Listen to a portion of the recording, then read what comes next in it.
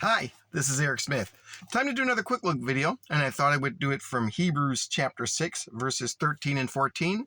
And the Word of God reads this way. For when God made a promise to Abraham because he could swear by no one greater, he swore by himself, saying, Surely blessing I will bless you, and multiplying I will multiply you. In Hebrews 6, in this particular chapter, the writer is actually talking about the promises of God and the faithfulness of God. And he begins in verse 6 by actually talking about a promise that God made in the Old Testament to Abraham. It says, For when God made a promise to Abraham, notice that he made a promise to Abraham, and this promise would be sure. And the end of verse 6 will tell you why, but I want to jump to verse 13, excuse me. Verse 13 will tell you why, but I want to jump to verse 14, and it says, Surely blessing I will bless you, and multiplying I will multiply you.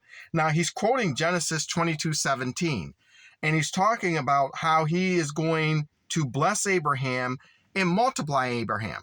So the seed of Abraham would be blessed. The seed of Abraham would multiply. And the seed of Abraham is not just the physical seed, it's anyone who comes by faith, by the grace of God, and trust Jesus Christ. They are going to be part of Abraham's blessing, part of Abraham's seed.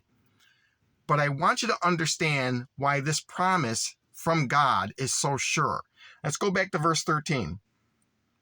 The beginning of the verse again says, For when God made a promise to Abraham, it says, because he could swear by no one greater.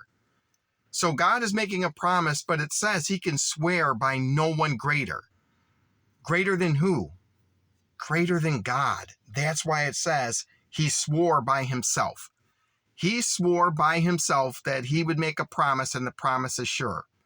Dear Christian, many times we don't think about the self-existence of God, the righteousness of God, and any other attributes of God that are all interchangeable, that have everything to do with his faithfulness. If God makes a promise, he does not have to swear outside of himself, because there's no one greater than him.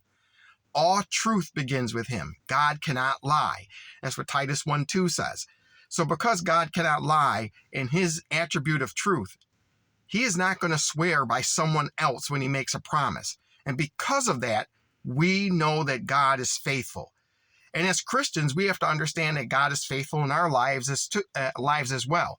If he makes a promise to Abraham in the Old Testament, or makes a promise to anyone in the New Testament, we can be assured that any promise he makes to us that's in the scriptures is going to come to pass, because God is a faithful God, and he could swear by no one but himself.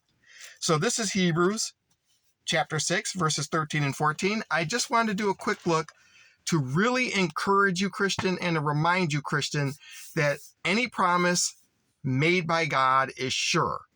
God can only swear by himself. He's the self-existent God. Everything begins with him. So he is not going outside of himself to assure us of a promise. He can swear by himself. As always, if the videos on this channel have encouraged your Christian walk and edified you in any way whatsoever, but you have not subscribed to my channel yet and you want to, hit the button. If you want to leave any comments, please do so, but please don't be snarky. Please do not be profane. We want to be Christ-like in everything we say and do as Christians. And until we do another quick look, Christian, let me encourage you to always study the attributes of God. Sometimes we kind of set aside the fact that he's self-existent and self-sufficient. Because he's both of those things, God can always swear by himself. And because he's a God of truth, we know those promises are sure. God is a faithful God, and what he says will come to pass. Thank you for listening. Thank you for watching, and God bless.